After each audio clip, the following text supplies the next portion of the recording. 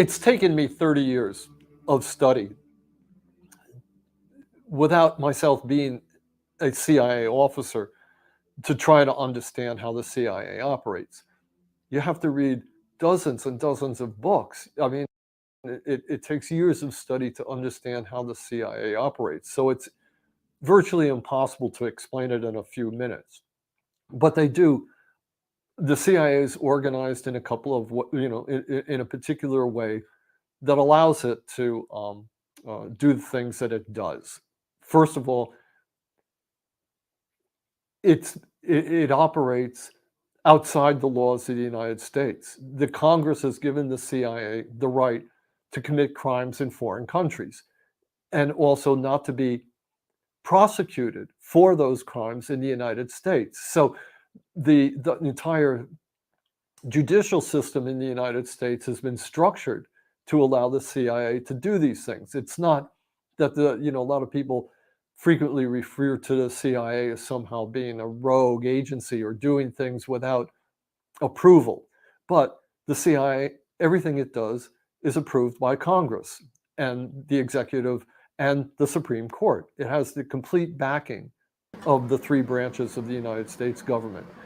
No law enforcement branch in the United States, including the FBI, can prosecute the CIA for any crimes that it has committed. So you have to understand what the CIA's mandate is. It is given a mandate to do these things. It is allowed to do these things. You just can't know about the things that it does. Welcome to another episode of You Left Shit Out. I'm your host, Compton J. It's a lot of stories to cover, which is why I just say, hey, I'm just gonna put one of the main story on the graphic, and there is the graphic. So, of course, any little discussion, sentence, word, signal Bernie Sanders gives about not running. Basically, I'm saying if he doesn't say I'm not running, anything other than that becomes big news. So people are talking about Bernie Sanders' last comments. So that is the main subject. But the question I'm asking is, if he ran again, would you vote for him? That is the overarching question to that main topic. But some of the other topics, let me just look at it on my phone. Some of the other topics, for example, Brett Favre, we got to cover that. Has been pushed back a couple of times. Russell Brand has been censored by YouTube, and he is starting a show on exclusive show on Rumble. We didn't get to the Italy electing the Proto-Fascist, so we'll get to that, and then Chicago water we got to talk about. So, and then this other story that's been underreported. Fossil fuel company BP, two brothers were killed on September 20th. Some of you may have heard that, but two brothers were killed, and there's really no news about it. Nobody's really covering it, at least not the mainstream. So we're going to cover that also today. But like always, let's go ahead and start with a chat check and see who's in the chat today. Let's see. All right, let's start from the beginning so I can always get the first comment. Let's see. Oh, somebody just says yes. So I guess David is answering, or David, I believe you're answering the question because it's posed on the thumbnail. Would you support him again? So David, and I think what we're gonna have in the chat today is people that are for and against, because we're generally all non-establishment. I'm not even going to say leftist, because we have a pretty good balanced audience. I said offense, but audience. As far as age groups, it's pretty even. We've put that tweet up before. And as far as ideology, we did a couple of polls, try to identify that. And according to the poll, our audience is about 25% conservative, but they're non-establishment conservative. So maybe they're libertarians or libertarian leaning, but we have a lot of, and we get Trump supporters that come here also, along with liberals and leftists and Marxists. So we have a great, and then we have the international. We have a lot of people that listens internationally. So I'm curious where everybody's listening from. If you're in the States, tell us what state you're in. If you want to tell us the city, that's fine too. If you're out of, if you're in another country, tell us what country you're in, and in about 5 minutes, I'll show those those locations. So Bernie, Joe Biden. This is Bernie speaking. Joe Biden is a good friend of mine. Now, don't need that. So that's a no. So that's one no and one yes, and then I'm just going in order. Now, be Wake 13. I believe that's how you say. Be Wake. Thumbs down. I'm assuming that's a no. And Dana, what's up, Dana? Dana says hell no.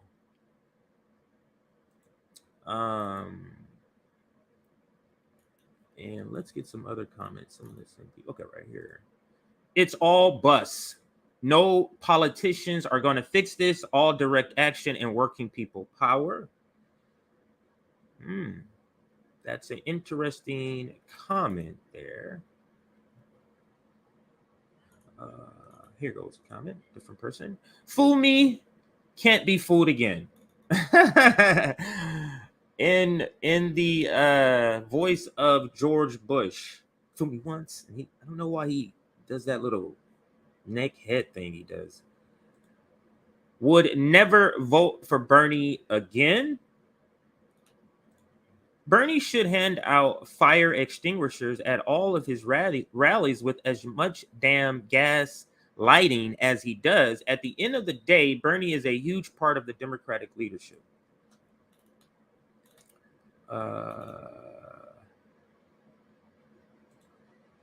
Luke says, that's a negative, no D's over here. So I'm loving how you're answering the question in the thumbnail. I'm loving that. Maybe I'll put a question more often. So Bernie can't do anything meaningful without a progressive Congress to cooperate. Okay. And let's go here. I would vote for Bernie again 100%. I would not be donating or canvassing. I believe it's donating or canvassing for him though. So then there's that bunch. That like, yeah, like if I'm looking at a ballot and I see Bernie, I'm gonna mark Bernie. But as far as going on my way, going to rallies, donating, phone banking, no. Did you see what happened last time? Now I added that last part to your comment, Nick. No, stop talking about him. So Paul is done. Paul is saying, fuck that shit. So I'm voting bust this time around.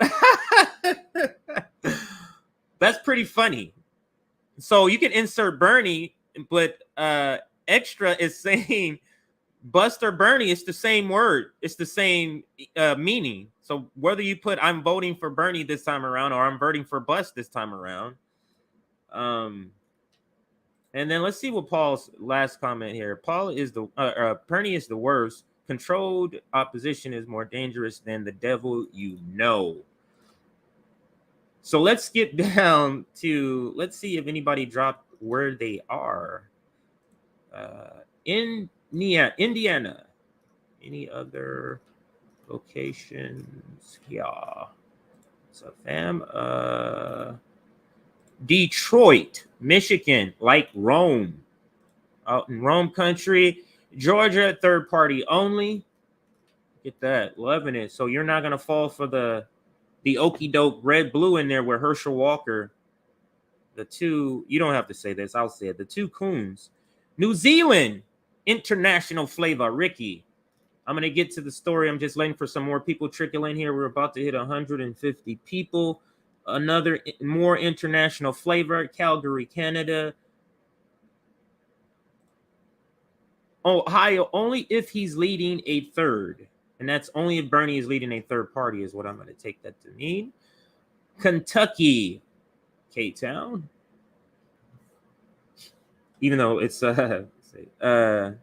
Wondering what's happening in Kentucky there. And then Florida, no to Sanders, and hope I don't know if you're by the hurricane, but JB, fellow RBN member, is in that pathway. So I think he's having to evacuate, and he's not going to be able to do the Sabby and JB show this Thursday, likely, but we shall see. Just prayers out to JB. Netherlands. Wow. So upstate in New York, I'm basically Canadian. You're that far up, you're basically Canadian. I bet there's a lot of Canadians that live right there, though. Detroit, more in your, and then we got a Cali person here. I'm in Oakland. So as you can see, we have people all over the globe. Canada, we have Sweden. We have all over the United States. We have Portland. Any other? I see your super chat. Now, my apologies to those who sent a super chat. I believe there might have been two, because when I went back to check, and I just completely either missed them or forgot them. And my apologies to those two that left. I believe it said two when I looked at the breakdown that YouTube gives. I don't see any other states, maybe after I started reading, but this super chat, Spineless Sanders, hard pass. Wow. So some are a light no, some are hard pass.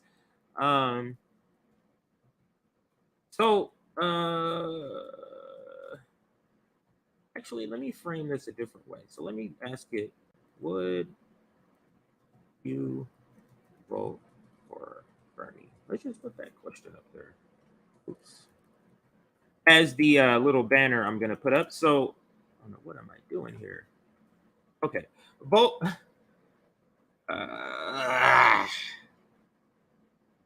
See that.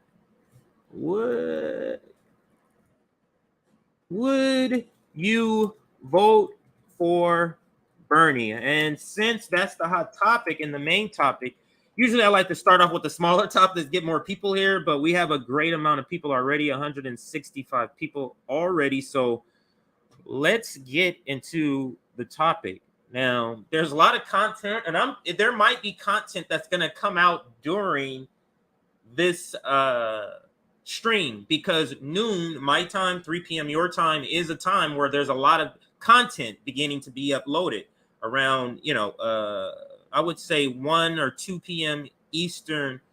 It begins to get uploaded. So I'm going to just run a check to make sure any other people, particular on the reformist left, because so far I've just seen, who has talked about this? Humanist report. I think there's somebody else. But let's do a like check before we get into the topic. Happy to see everybody here. Happy to see everybody from Rockfin. Wow, we're already doing great with likes. So thank you for everybody that's liking. We're already at 121 likes and 171 people watching. That is already great. So I don't need to say nothing there. Let's just get right into the topic. Now, let me bring up some notes here before I share a different, what was I going to say? Before I share the first media, let me see what I want to decide it to be. The Heels Rising, Brianna does her radar. Is that what it's called? Yeah, Brianna does her radar on this topic. So let me see if I have that already queued. I do. And then, but I want to start with the Humanist report. I want to start with theirs, or with his. How come this is not opening here? Okay, so view on YouTube. That's why. Hang on, everybody. We really need to get some producers here, but All right, so let me share a different screen, and then let's talk about this. And we're going to start with a reformist left video, and that is the Humanist. Oops, shared you the wrong screen. So it's a different YouTube screen. I have 3 YouTubes up. Let me read what it says. Okay, Bernie Sanders too nice to win. Wow. So now he's a reformist and he poses it this way. Is Bernie Sanders too nice to win the Democratic primary in 2024? And yes, he is too nice to win. Whatever word you want to use. But let's listen to Senator Bernie Sanders said some really interesting things in a new interview with CBS. And as much as I'd love to show you the video footage, unfortunately, CBS is very strict when it comes to copyrights on YouTube videos. So I've got the next best thing. I will show you the video in a little bit. When I played the Rising clip, they do play part of it. So you will see it, but he will read part of this article. For you, an article for The Hill where he talks about, wait for it, a potential 2024 presidential run. So The Hill writes, Senator Bernie Sanders on Monday said he hadn't yet decided whether he will make another bid for the White House. That's a big, I haven't made that decision, Sanders said on CBS Mornings. Asked what he thinks about a potential re-election bid for Biden, Sanders insisted that's his decision. Okay, now I've talked about this before, and I think that whether or not Bernie Sanders decides to run is contingent on whether or not Biden chooses to seek a second term. If Biden chooses to step down after the midterms, most likely, then I do believe that Bernie Sanders will most likely run. Now, I've talked about this before, and I would support Bernie Sanders, enthusiastically so. However, I'm not as high on the... Now, that's the part, I don't know if I could enthusiastically support him, knowing what's going to happen at the end. Are we going to believe that somehow he's going to perform in an adversarial way that's going to get him a win? Like, are we thinking that this person who's 80 years old or soon to be 80, I can't remember his age, but this elderly person is all of a sudden going to change his personality to where he's adversarial? And then we also have this question to add in there when I guess this could be a reason for some people. Bernie Sanders voted to fund NATO. Bernie Sanders voted to fund NATO. Bernie Sanders voted to fund the Ukraine war. Bernie Sanders is out here doing a lot of stuff that doesn't say he's even the Bernie Sanders of 2020 and absolutely not the Bernie Sanders of 2016. And let's not even talk about the Bernie Sanders of the famous shot of him with his hands behind his back getting arrested at a protest. He's light years away from that. So, and you can check that video out. I think Nick did a stream on that. It's with that title. I did the graphic on it, so that's how I know. I know it's there. So, but let's get back to Mike's take on it. The idea of Bernie 2024 as I was a couple of months ago. And that's because I just don't think that he can win a Democratic Party primary. And I say that not necessarily because I don't think that he has the correct policies. I think that by far he is the most principled progressive that we have. Like, he's the only choice who I think is electorally viable and has the record of being consistently progressive on a lot of issues. The problem is that Bernie Sanders just refuses to go on the offensive, right? We saw back in 2020, he was too nice to Joe Biden. He notoriously said repeatedly, Joe Biden is a friend of mine, would not attack his record, would not call him out for his flaws. And I think that that cost him the election. Now, you can blame Obama and the Democratic Party establishment, right? You can blame Obama for convincing all of the moderates to drop out and get behind Joe Biden. You can blame Elizabeth Warren for refusing to back out and endorse Bernie Sanders in order to increase the chances of a... Yeah, you could blame all of them, but you know what would have brought Sanders to a win, regardless of all of that coming together of the establishment, if he was adversarial. if he went at the throat at Joe Biden before they even got to that point. If he pulled up on the Social Security attack.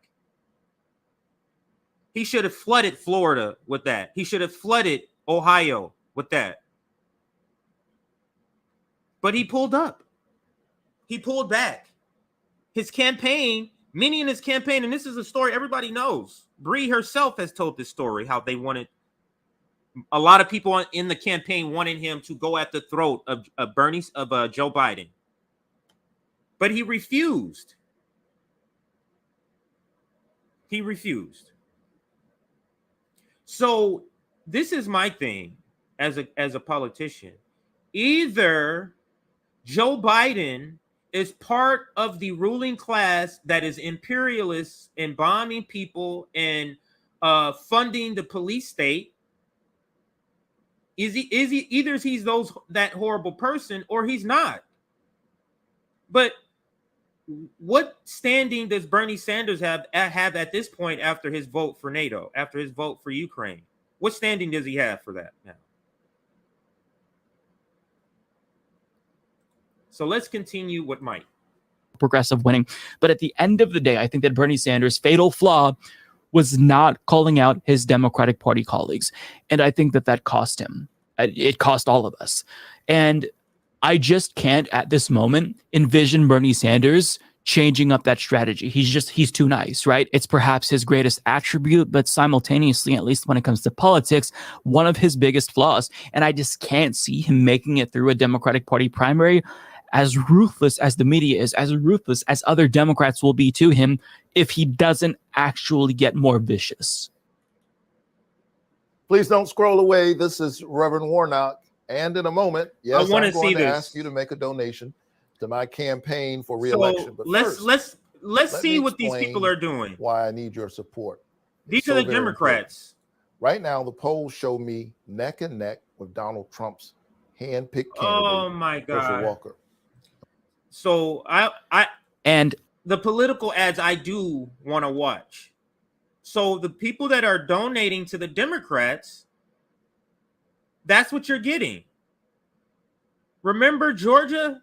And we have a lot of Georgia listeners. I shouted out one who's because we asked where people are, said they're in Georgia. Y'all told people in Georgia the $2,000 was coming rapidly, and only 1,200 came.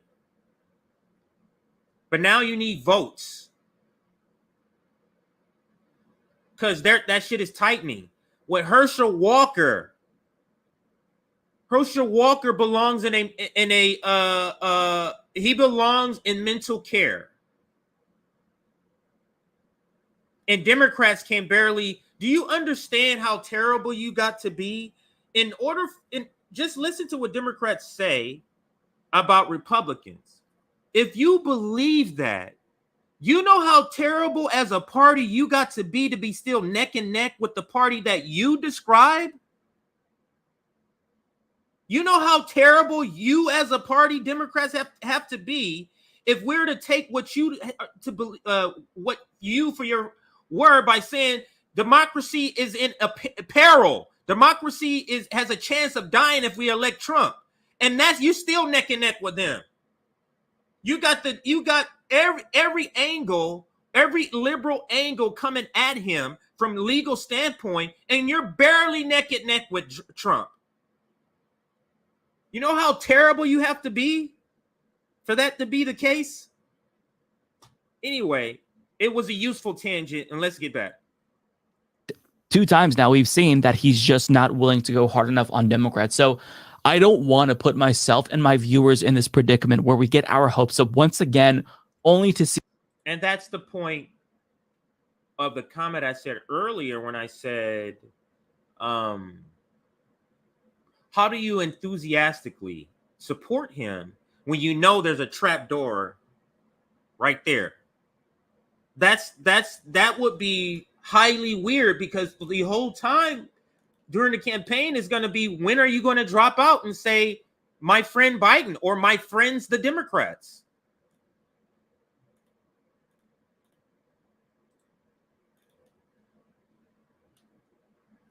And your shout out, you're in Michigan, south of Flint. Oh, cool. Mike Figueredo used to be based. And I got to say, of all the reformers, I've said this before, he is the one that critiques the Democratic Party, Joe Biden, and that whole thing, even AOC, the most. He's still not what we do, but I'm just saying, of those, the professional managerial class, he goes the furthest. I guess that's the best way to say it. Wow. I think he was supporting forced to vote, was he, or was he not?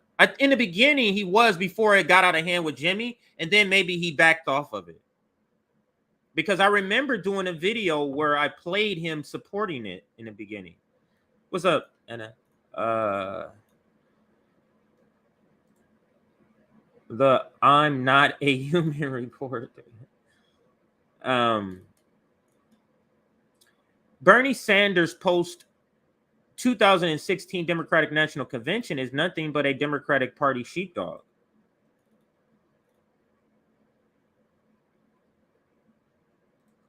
I don't know why this movement tries to find leaders within the Democratic Party. That's a good question. That is a very, very great question. Why aren't you getting somebody out of the activist community? Why aren't you doing that? Is it because of the professional managerial class would not be comfortable with such a candidate? He doesn't decide to run. He has to ask for permission. Love Bernie. Nothing wrong with loving Bernie. You can love somebody and accept reality. Nothing wrong with that.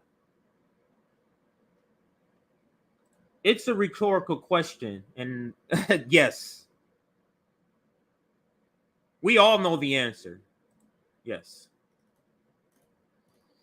Lots of great discussion in the chat. Happy to see. This is what I like to see. This is why I do the whole stop the stream and ask for likes to get people to get more conversation here. That is my favorite part of the interaction with the audience is the participation of the comments. Now, we're at 166 likes and 261 viewers. If we push that to 200 likes, we'll likely get close to 300 and have a lot more comments. So let's try to push from 166 to 200.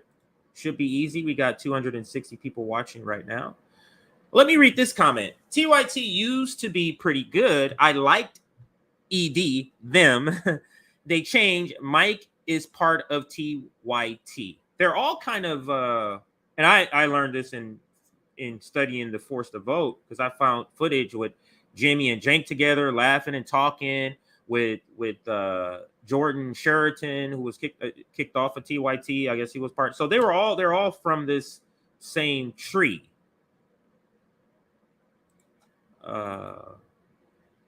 Including, what's the one that turned a right winger? What was his name? I forget. Ruben? Is it Ruben? Something Ruben. I gave Bernie the minimum donation regrets. Yeah, I bought the shirt. I had so much memorabilia, so many things. I still have a shirt of his. So let's listen to more of Mike's analysis. To see all of our hopes and dreams crushed. It's just a lot emotionally to go through. It's a lot of money to invest in a movement. I mean, I chipped in $27 per month. I encouraged my viewers to send money to him whenever they had a couple of extra bucks to spare. I hesitate to go through that again, knowing that Bernie isn't going to do what is needed to actually win. It's tough. So, I mean, you all probably are thinking, what the hell? Because I was really high on this idea a few months ago, because who else can run? And I still think that there's not really anyone on the level of Bernie Sanders, but still at the same time, it's just hard to get excited when you know he's not going to be strong enough. He's not going to be aggressive enough.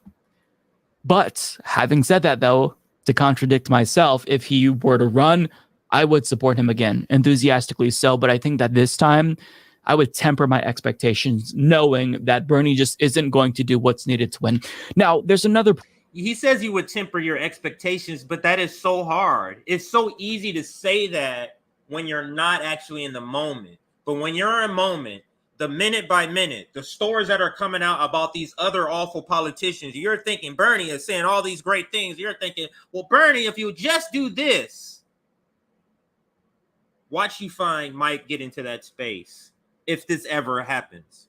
And the thing is, if Joe Biden doesn't run, I do think Bernie Sanders may run, because he's looking at it as, I don't think he would run thinking that he could really win. I think he would run because he sees it as a necessity, a campaign, a progressive campaign going on, not just non-progressive national campaigns going on. He sees value in having a national voice, being on the stage, bringing up these topics. So not at all do I think Bernie Sanders in his mind thinks if he ran again, he would be doing it thinking he's going to win. Not at all. And I don't think he thought that last time. And that's why he kept saying, my friend. I don't think he thought he was going to win. I think he was likely surprised he got as far as he did. Other portion of this interview that I wanted to touch on here, because he responded to criticism about his age and Biden's age. And I agree with what he said, despite admittedly kind of being concerned about his age myself. He said, look, this is what I think. You can't categorize everybody. You're different than everybody, you know? We're all different. We've got to look at the individual. But what I think we do, guys, is we look too much at race, at gender, at age. What does somebody stand for? What are their views? Do you agree with them? Sanders said on CBS, quote, and obviously you want people who are competent, capable, have the energy. I mean, my God, to be president of the United States requires an enormous amount of energy. But I would say, first of all, take a look at what people stand for. And we don't do that enough. We're too much into personality. Now, on that note, I absolutely agree with him.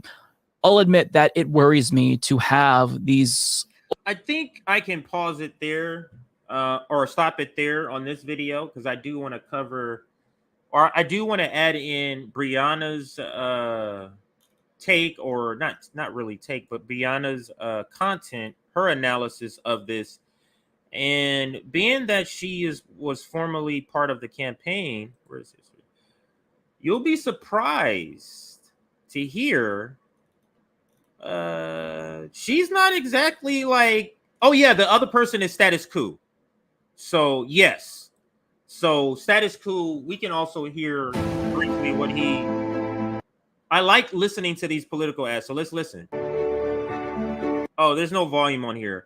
I've been bombarded. So I have this app on my TV. It's called SmartTube that usually screens out a good 90% of commercials. And now it's like these political ads, it's like no skipping, nothing. I don't know how people take it. I just turn it off. I'd rather not watch it. But anyway, let's listen to Bree speak about this topic, and for her radar, I think it was today's radar on rising. Vermont Senator Bernie Sanders had this to say when asked if he plans to run for president of the United States again. Let's watch. Do you plan to run again? That's something, I haven't made that decision. Right now, my focus, and I'll be going around the country dealing with trying to elect often young progressives, often young people of color, who are prepared to stand up for working families and take on big money interests. Senator Sanders also commented on the public's faith in democracy and government. You want to restore democracy, have a government that works for ordinary people and has the guts. So, by the way, when you talk about politics, you understand that right now billionaires are putting hundreds and hundreds of millions of dollars into TV ads. So my advice to the viewers, when you see a TV ad, kind of ask yourself which billionaire is funding it and why. What do they want? How many more tax breaks do they want? How much more corporate welfare? What is, Rome. I just, people say this all the time. I guess I got to do that. Rome has a premium that I can switch over. I just don't care enough the 10 seconds. I guess that's why I haven't actually put my mind in switches, because I have to log into Rome's other account and do all of my prep on that account. So I mean, I guess if I remember to do it, I'll try to remember to do that. But I get it. So let's get back to the video. Do they want? Ask that question. You were saying before we started doing this segment that that the other guests seem angry about the way Bernie is framing. Yeah, like during the panel, he was asked whether his age was an impediment to him running. And he said, we should focus on the policies and the things that people support substantively, not identity factors like age or race or gender. And it seemed like some of the panelists were frustrated by him pivoting back to that. He was constantly accused of kind of minimizing the relevance of race and identity and, those kinds of things. But on the other hand, many folks think that the reason he was so popular was because he had the... See, Bernie Sanders is not the right messenger for what he's trying to say, because he's a kind of no frills kind of person. And the way he's saying it is sort of like he's minimizing race or, all these other identifiers. And that's not the point when you're trying to point out that policy matters. What the way it should be said is, yes, we want people of different racial backgrounds, say economic backgrounds, say educational backgrounds, say employment backgrounds, ideological backgrounds. You see how you include everything else?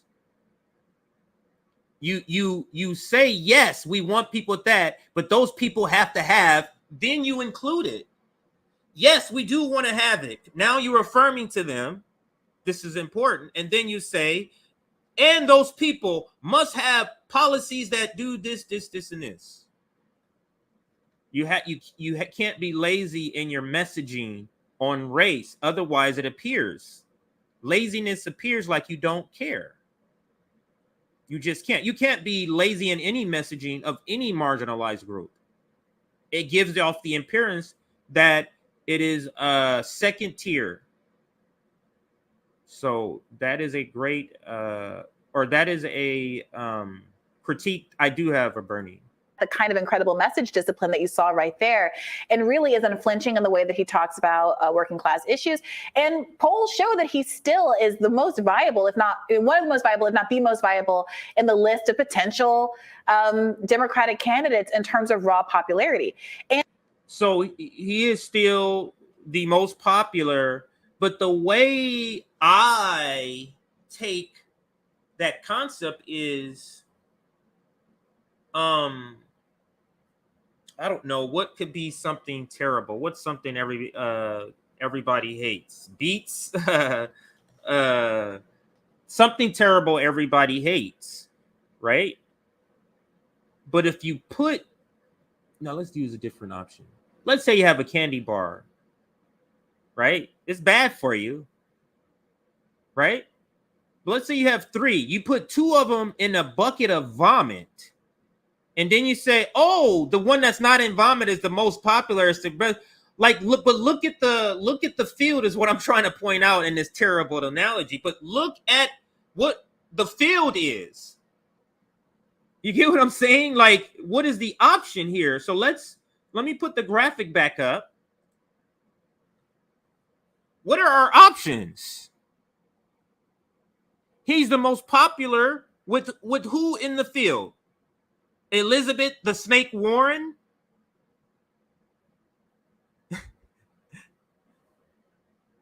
Pete the no black person likes him Buttigieg? That guy? The empty suit of Kamala Harris? Or the co-opted NATO voting AOC? You see how saying Bernie Sanders is like the most popular is really not saying much of anything. It's really not. And you did see a change, I think, in his rhetoric here versus when he was asked about whether he was going to run before. He tended to demur and say, well, I'm not going to challenge Biden. You know, he has the right to incumbency. But as increasingly people are thinking that Biden may not run, it would be interesting to see if Bernie wants to take a third bite at the apple. Right, and the age question seems pretty silly, given that I mean, Joe Biden certainly seems older than Bernie Sanders. Right. He isn't. I don't think he is older than him, but he seems. No, I think they're about the same. They're about the same age, but Bernie has a lot more energy than Biden, frankly. And I'd argue some cognitive sharpness as well.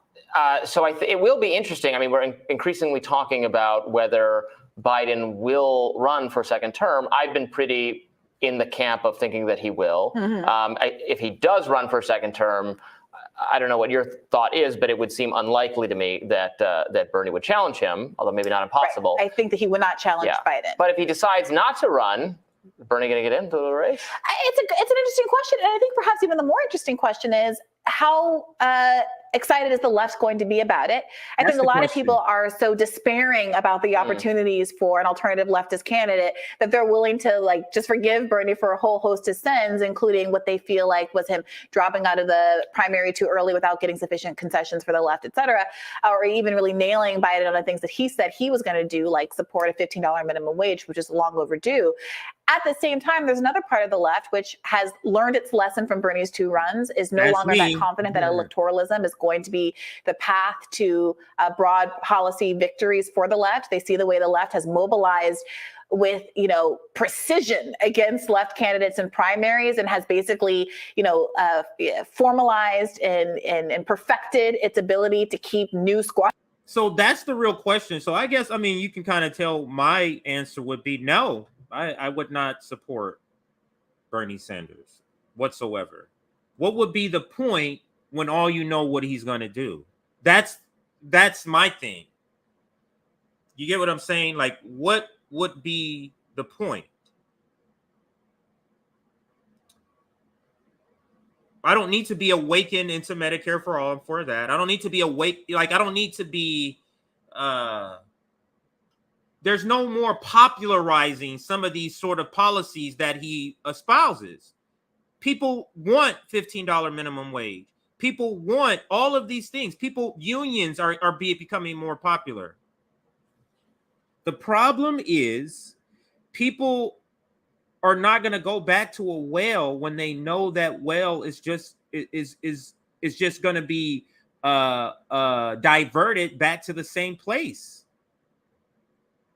Who believes Bernie Sanders will win the Democratic nomination? Let me rephrase that. Who believes the Democratic establishment will allow that? Do you understand? Legally, Bernie Sanders could get meet all of their things, and they could just say, we give it to him, another person. They're a private corporation. This was what people forget. They are private. They can do whatever they want. They don't have to follow any rules they establish, and we've seen that. So who thinks that the Democratic establishment would allow him to meet the nomination? Because they know if he gets the nomination, he's getting the presidency. It doesn't matter who they run on the Republican side. Doesn't matter.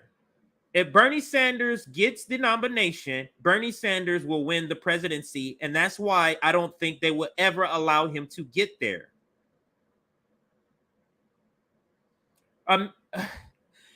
Bernie Sanders coalition, and this is what has been deflating for some people on the left, is that what happened to his coalition? They think his coalition was left. It wasn't. It dissipated because it went away because it wasn't all left. It was people never into politics who haven't voted, and it was conservatives all coming together and liberals and leftists coming together under one umbrella.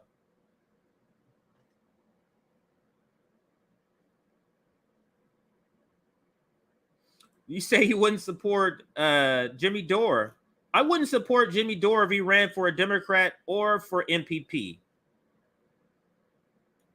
If Jimmy Dore was running for the Green Party, I would absolutely vote. I mean, I'm likely to vote Green again unless some other third party has a great candidate, like a socialist party or something that's running in my area. Bernie knows his job.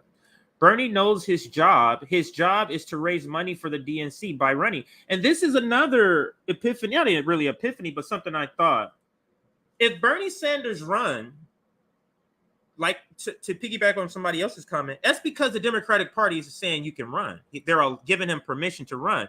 Now, if they give him permission to run, why are they giving him permission to run? It's like they put a leash on him, a long leash, and say, go out and gather all of the non-establishment. They're going to yank that cord right back and bring him right back to the freaking plantation and all of the followers that he brings with him. Do you understand? Bernie Sanders is like a magnet that's being sent out to attract all the non-establishment people just to bring that magnet right back to the Democratic Party. And that is the reason why I wouldn't be able to support him, because that would be clearly why he would be being used to run, given permission to run. Why would the Democratic Party say, hey, let's let the guy who almost came a hair close from winning the nomination that we don't want him to win, none of our donors want him to win, let's let him run again with a terrible candidate and no pandemic. They would only allow him, they would only give him permission to do that if it's part of the plan all along. And that is what I believe would happen. Let's see some comments here. He's a DNC funneler. That's a cool word. He's a sheep herder. Isn't that a great question? Why does an independent need to ask permission anyway? Because he's really just an independent on paper. Bernie Sanders is Democratic establishment. He's an independent on paper. It almost is just to keep the same sort of aura about him.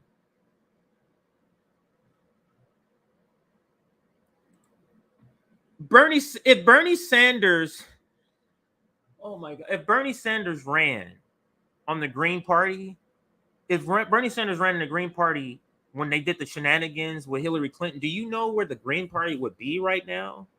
Despite all of the hurdles, the Green Party, a third party, needs a person who's big enough to bring people to that party regardless of all the hurdles. People that's going to say, hey, there's no Green Party. I need to go down to my city council because Bernie Sanders running on the Green Party and I want to vote for him. I need to go demand. That's the kind of person that is needed for a third party, a Green Party.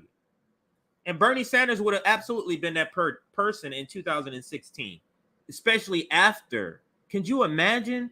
It comes out that they're cheating him and then he goes, could you imagine the amount of people? But you have to ask yourself, why didn't he take that opportunity? Why didn't he? So, I didn't even read it. CJ has always said that he'd potentially support an independent or third-party candidate, depending on who they were and what they focus on local issues. I think, I thought you were speaking to me. You're talking to somebody in the chat. Awesome. So fool me once.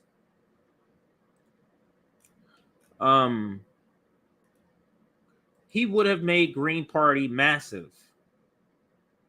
Right. And somebody would crossover appeal. I agree. Let's listen to some more of Bree. Actually, oops. Yeah, I'm still rolling. No, my Twitter was not. Tried to get on Twitter and that page is still not open. So let me refresh that page and see. It was earlier. I wasn't able to. We're at 259 likes. That is awesome. 310 followers. Do you think we can push to maybe 290? Let's push to 290. Not followers. 310 viewers. Let's push to 290. Yeah, right. Yeah, I don't think I would ever run for anything because I don't believe that's the way to go. But let's let's continue with a little more of the video. Squad members from getting into Congress. And they're like, I don't want to play this game anymore. Moreover, they see Bernie still using the kind of language that many folks attribute to his loss to. So let me rewind it a little bit, because she's describing people like me, people like us, some of those that are listening and watching this stream. And the people who are kind of like, nah. I don't want to play this game anymore. Moreover, so I'm sorry, Bree, let me rewind more. Precision against left candidates in primaries, and has basically, formalized and perfected its ability to keep new squad members from getting into Congress. And they're like, I don't want to play this game anymore. Moreover, they see Bernie still using the kind of language that many folks attribute to his loss to in 2020 about how Biden is my friend, he's a great guy, he's doing a great job. And they question whether he has the, real dogged attitude that's required to actually distinguish him from either Biden or whatever other neoliberal centrist candidate, Buttigieg. He doesn't have that attitude, and it's a problem that Mike from the Humanist report made in his title too. He's too nice, as that's the way you want to describe it. That's the nice way of saying to me that he's too co-opted by the Democratic Party to really push against them. Harris might run. I guess I would have a different view than people saying that. I mean, but obviously Bernie's politics are not my own, so this is pure like political prognostication, which, take it or leave it. But I would think there's a very good avenue for Bernie if Biden doesn't run, because the other candidates are so unpopular. Kamala Harris, Mayor Pete, and I guess Gavin Newsom leading the pack. I forgot about that. That son of a bitch, my governor, Gavin Newsom. You get recalled, and then you say, what do you do after a recall election? You run for president. Isn't that's the ruling class saying they don't give a fuck what you think about them. These people are not popular at all. No. And also they're kind of in this neoliberal, progressive, but more progressive on kind of the culture stuff that is actually very toxic, and then not, far left enough for many of the kind of people that like Bernie, working people, et cetera. And they're all indistinguishable from each other in that vein. I mean, Bernie absolutely would have won the Democratic nomination if not for the presence of the popular former vice president of the country. And he still gave him a run for his money. So and the Democratic Party. I mean, this is reported. This isn't conspiracy theory. Barack Obama picking up the phone and having all of the moderates drop out so that there could be a consolidation behind Biden. Because let's not forget, Biden lost the first three primaries badly. Yeah, but he's president now. He's president now. You see how the Democratic Party can make anything happen? Especially when they're running the elections, which is, to me, is absurd on its face that the people who we are choosing are the people who are running the election. Okay. But let's actually close this story out. I don't need to show the status quo video. We've already been talking about this almost an hour. And I want to get to some of the other stories. So my final word on this is no, I would not vote for Bernie Sanders. So I'm going to go ahead and say it's 1:16 now. Let's give 60 seconds. And everybody put their answer in now from this point on, and I'll read comments from 1:16 and after. It's 1:16 my time. That's 4:16 your time if you're East Coast. So put in your answer. Would you vote for Bernie Sanders? Keep it short. Yes, and the short answer of why. And I'll put your answers on the screen. Would you vote for Bernie Sanders? Let's get some final answers, and then I'll put your answers on the screen. So we also have some people in Huntsville, Alabama. So shout out to him in Huntsville. Now let's see some of your answers. Let's see as they come in here. Nope. Carlos Pena. Nope. Lexa, I think that's how you say it. Only as a third party candidate. I would vote for him as a third party, but then I'm not, as long as he's not red or blue. No. No way, burnout. Elections are, never, no, no. Okay, I got a bunch of new ones that just came in. So let's see what these ones say here. Let's go down the other way. Wow, wow. There's a lot that just came through. All right, so no way. Hell no. Is there election? No, as I stop voting. No, wait. Hell no. No, he is a Democrat. No, Roger Meadows for president. No, hell no. No, Bernie. Maybe Green Party or an independent run. No effing way. And this is what I think also happened with Nina Turner, is that people are done. And the squad has not been a great example of what, imagine if the squad or progressive, not even just the squad, progressives were actually accomplishing things that we think are accomplishments, not them, that we think are accomplishments. You know how easy it would be to run as a progressive?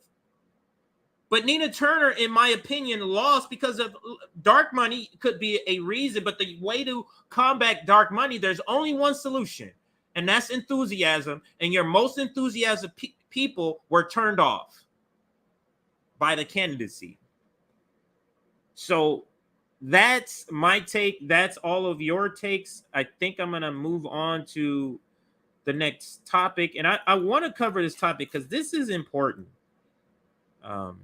Here, this next topic that I want to cover. Let me throw up the article here, because not only are they destroying the planet, BP and other fossil fuel companies, but look at this here. The tragic death of two brothers at a PB refinery in America's industrial slaughterhouse. This is not even a day old. And that's the picture I'll put up. That's them. With their kids. So not only are they destroying planets, not only are they paying terrible wages, terrible working conditions, but they're killing us. So this story to me, when I saw it this morning, I was just like, wow, what the fuck is going on? But first, in between stories, make sure you like the stream. We're at about 325 viewers. Let's do a quick chat check or a like check. We're at 297. Let's push to 310. Let's see if we can push to 310. Also, that's 297 likes, I meant to say. So like this video. Let's just see if we can push to 310. Subscribe to our Substack if you want to get notifications of streams like this and other streams when they go live, because we know YouTube doesn't notify you. Most times YouTube does not notify you. So if you want to make sure you get a notification, just an email with the link in the email, and you can watch the video from your email or here. You want to be in the comments. Subscribe to our Substack, and you'll get that notification. We sometimes send out notifications for uploaded clips also. Like if you want to see content on a clip, we also do that a lot of times. The other thing before we get into the story is we are raising money for JB. So if you are able to support JB, here is right there scrolling at the bottom, Venmo. You can send to 2 options in Cash App. The last update we did was yesterday. We were at $3,445. $3,445. So every little bit count, and these are like $5 donations, $10 donations. They're very small donations. I don't want you to think people are sending us $400, $300, $200. They're just, saying what you can if you're able to support. This is for his housing, to secure housing. There's a video on our Twitter, on the main page of the Twitter. You can check of him talking about the situation It's like a 2-minute video you can check out. So yes. All right. So thank you for that. Let's get back now to this story of these two brothers that you see on the screen that died at a PB refinery. So this article from the, of course, the World Socialist website. The tragic death of two brothers at a BP refinery in America's industrial slaughterhouse by Jerry White. This article is about 18 hours old. So let's read. This week, the grieving families and friends of Ben and Max Morrissey, I think that's Morrissey, will bury the two brothers who died in a September 20th fire at the British Petroleum Husky Oil Refinery in Oregon, Ohio. The tragic death of Ben, 32, and Max, 34, have taken the tight-knit working-class community just east of Toledo, where the two young men grew up and were raised, has shaken the tight-knit working class community just east of Toledo, where the two young men grew up and were raising families. So this young man has a American flag tatted on him. So he is as American as apple pie. He loved America. Obviously, if you get it tatted on him, and look what the capitalist America does by this British Petroleum Company. It's disgusting. Now they have a GoFundMe for the Morrissey children. These are small kids. Let me read their names here. Max, there's Ben and Max, who are the two adult men or two brothers, with their children. Wesley, Wrecker, and Wild. Those are some unique names. Wrecker and Wild. Very unique names. But let me further read. A GoFundMe appeal to raise money to help the brothers' widows care for their three small children has already raised $31,000.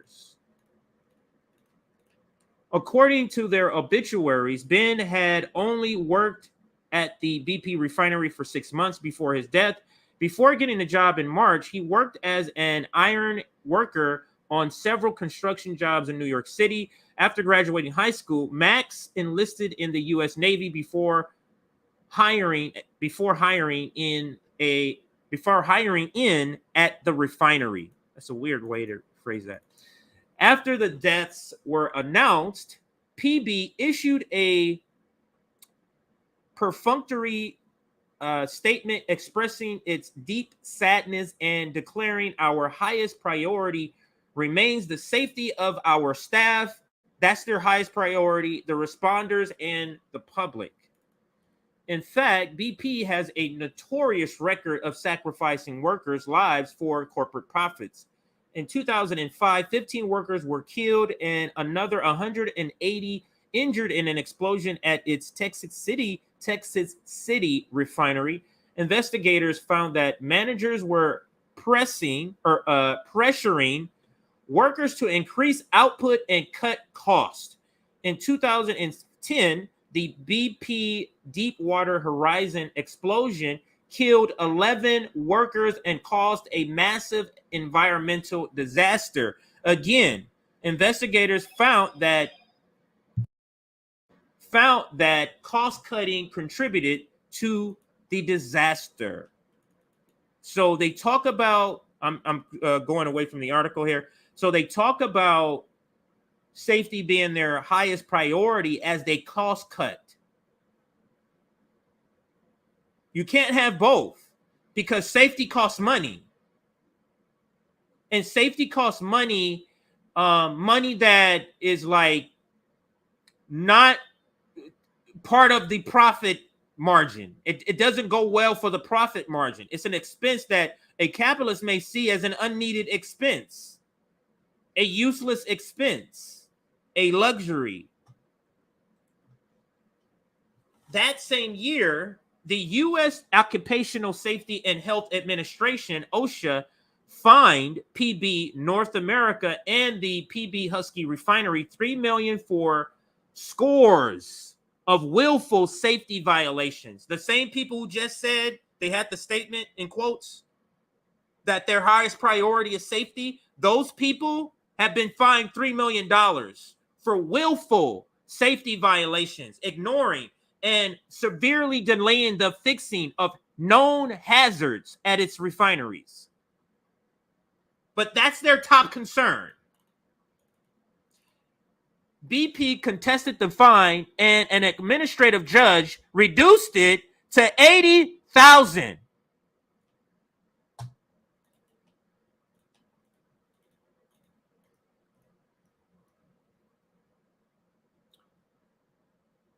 This billion-dollar company, literally, where a $3 million fine would be like a 3-cent fine to me.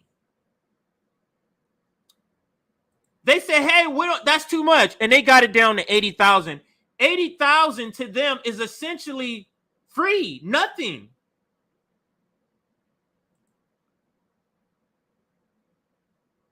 So if you think you're getting justice from so-called justice system, think again. Shamefully, the tragic loss of the Morrissey brothers has been barely mentioned in the news media. Outside of a few local news outlets, it was then dropped, with the only remaining reference to the fatal fire in stories expressing concern over what impacted the temporary closure of the refinery will have on the fuel supply and prices in the U.S. Midwest. Could it be that it wasn't brought up because, one, of course, they don't want to shine a light on just another terrible situation brought on by fossil fuels? Two, it's in Ohio, a pivotal state in the election.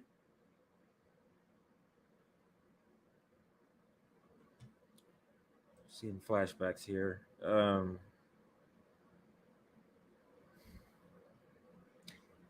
These people don't give a fuck, man. Just give a fuck. Anyway, let me just having a moment here. So, in contrast, an article in the World Socialist website, PB Refinery in Ohio, where 2 workers were killed, has long record of safety violations, is being read and circulated by thousands of workers. Let's click on it. BP Refinery in Ohio, where 2 workers were killed, has long record of safety violations. And it largely talks about the same thing we're talking about. But let's read this part of this article. BP has not explained what caused last Tuesday's fire, they're referring to the fire that killed these 2 young men, fire as at the refinery, where more than 580 workers process up to 160,000 barrels of crude oil each day for gasoline, diesel, jet fuel, propane, asphalt, and other products for the U.S. Midwest. It took company and local fire crews 4 hours to put out the huge blaze, which lit up the sky around the surrounding community. The severely burned workers were first taken to Mercury Health St. Vincent's Medical Center in Toledo and then transported to the University of Michigan Medical Facility. By the next morning, however, they had succumbed to their injuries. According to their obituaries posted on the Eagleton's Murner and Pavey Funeral Home website, Ben had only, this is a lot of the restating what I said. The obituary did not indicate how long his brother Max had worked there. Both brothers graduated from Clay High School, where they excelled in wrestling, a very popular sport in the working class community.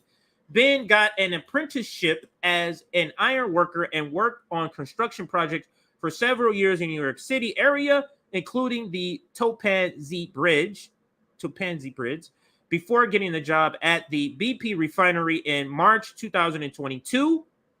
After graduating high school, Max enlisted in the Navy, as we spoke about earlier. Now, let's listen to the family dynamics here. Max is survived by his wife, Dara, I think that's how you said, and small children, Wild and Wrecker. Ben is survived by his wife, Katie, I think that's how you say it, and small son, Wesley. Both were the best dads in the world. Dara told the local news media. The obituary from the funeral home read, they had their lives tragically cut short while earning a living for their family. Both workers were members of the United Steel Workers Local 1, Chapter 346. The union local is raising donations for their family. A GoFundMe page for the Morrison Children's Trust has raised $25,000. It's up to 31 now that we know the more current article is up to 31,000. So let's get back to that article and finish out this. It's just terrible. And this is capitalism. Now, you see how will this death go be is this is a death. This is a part of capitalism's body count. But will it be recorded that way? No. It's not going to be recorded that way. Now let me go to YouTube, because now I didn't even think to do this until now. Let's see. Morrissey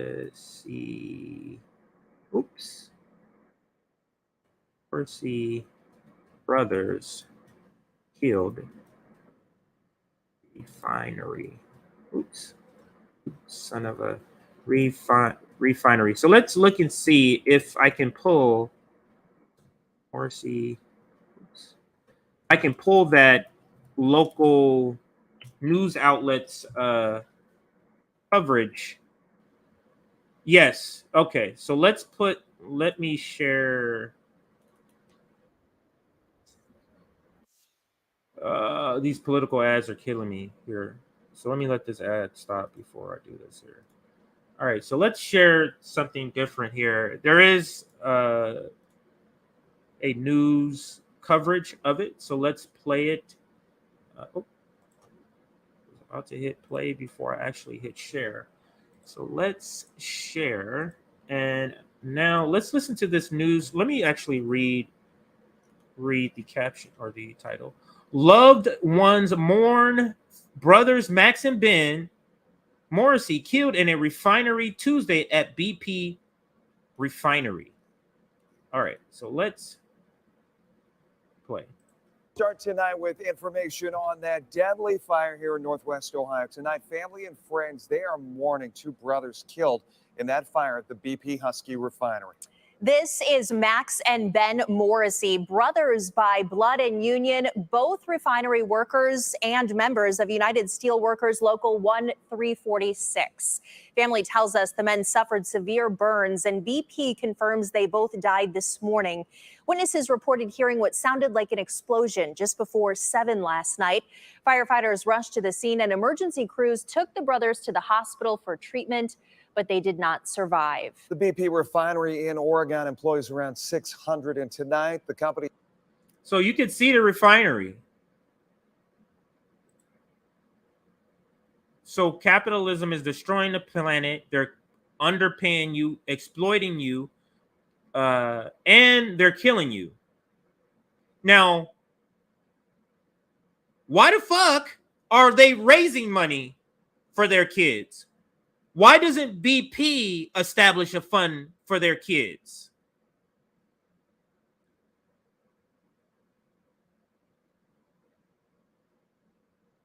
Working class people, other poor and working class people have to gather funds for these kids instead of the fucking capitalists who killed them.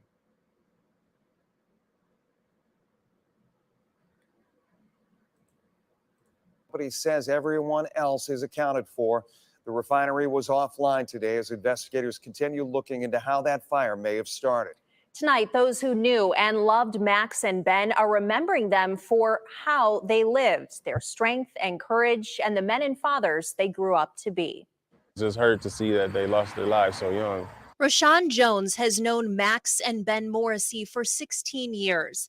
The three met in high school in 2006. All were wrestlers. Jones for Scott and the Morrisseys for Clay. I met them, at practices, great guys. We had fun. We went to New Orleans in 2006, 2005. And we just been friends ever since. That friendship grew, and Jones watched both men grow up. Max and Ben, they both have good hearts. They're good fathers. Ben leaves behind a young son. Max, 2 boys, and a small pizza restaurant in Oregon. Max, he had energy. There's nothing that he would not do. He was strong. He was courageous. Selfless, fun-loving, always looking out for everyone else. Ben was the same way. They're great people. Exciting to be around, fun. They give back to the community. They help with wrestling, the kids and the younger programs. And, they're just great overall people. That's why Jones knows in his heart the Morrissey brothers died as they lived. I know that those two was the hero that day. And I know that people was probably running from the fire, and I know there's probably running to the fire to help people. And that spirit will live on, Jones says, as long as Max and Ben Morrissey are not forgotten. I feel horrible about it, but we must continue their legacy. The Brothers Union, United Steelworkers Local 1346, has set up a Ben and Max Morrissey Fund. Donations will go to their families. You can give at Krogan Colonial Bank on Navarre or at the Union Hall on Consol. Congresswoman Marcy Kaptur paid tribute to the victims today as well. Responsible citizens, husbands, and fathers who performed America's essential work that drives progress and our American way of life forward. Kaptur expressed condolences for their families and young children, as well as their union co-workers. You see how the angle is like, it's just a fire. Now let's talk about the families, but they're trying to pivot away and make this a story of which is good. I mean, we want to talk about the people who died and everything, but why isn't the news talking about what the fuck is going on here?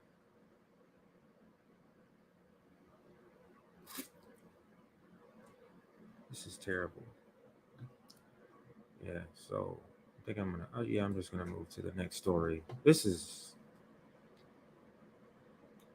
They probably thought we finally got some union jobs, and this capitalist hellhole, and this late stage capitalist hellhole, we're able to take care of our families with these union jobs through these unions.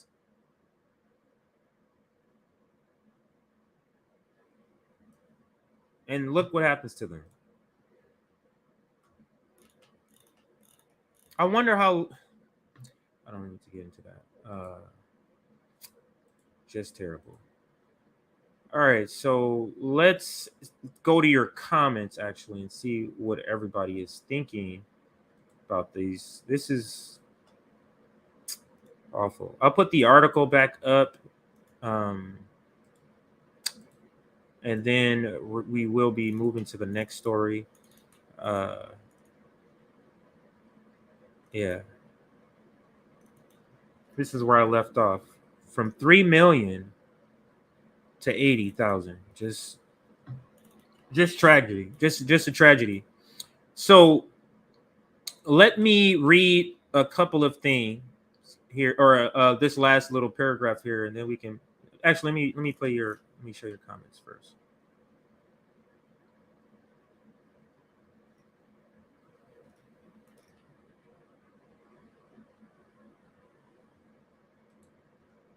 Right. That's how they're trying to, like, they're patriotic. Like they died for a fossil fuel or something.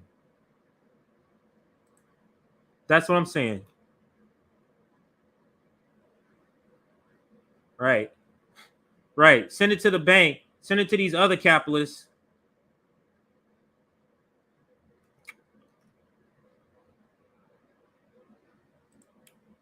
Words are cheap. Overthrowing capitalism is hard. It's very, of course, it's hard. Any sort of established thing is hard to overthrow. Before we had capitalism, they said the same thing about feudalism. That was hard. And if you think that was hard, overthrowing monarchs and even getting to feud, I mean, like, it's just, and then slavery, like, it's so, they're all hard. I mean, if you were to take the 1619, when the first transatlantic slave landed here, 1619, 1864 is when slavery was abolished. So that's over 200 years. Do you think the entire 200 years people weren't fighting from day one of the 200 the 200 and some odd years? They've been fighting. It took that long. So anyway, yeah, so these fights are going to be hard. Overthrowing capital is going to be hard, extremely hard, and it steps. And we may just be part of the machinery in history. We might just be here to move the ball forward for the next generation, to push it forward for another generation to finally get it to the destination. So, you know, this is what it is. Now, it was 580 workers that worked there, according to the article. Imagine if more people were injured. So what accounts for this? To the American ruling class, the lives of workers are cheap. As an auto worker recently told the WSWS, we're nothing but numbers to them. And if we die, they'll just bring in another number. In fact, factories and other workplaces in the United States would be better to refer to would be better. Hang on a second here. That is FH. Okay, it's not me.